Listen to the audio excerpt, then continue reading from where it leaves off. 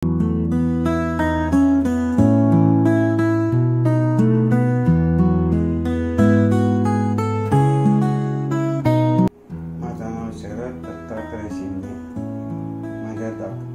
दाढा किडल्या होत्या आणि त्याच्यामुळे मला अपचन होणे, उलट्या होणे, त्यामुळे काही खायला त्रास व्हायचा फार।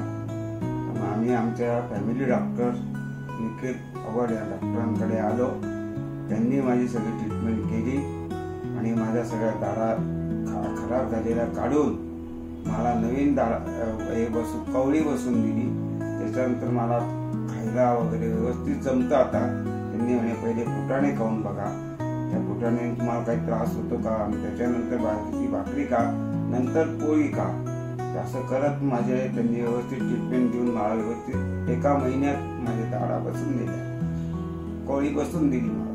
धन्यवाद।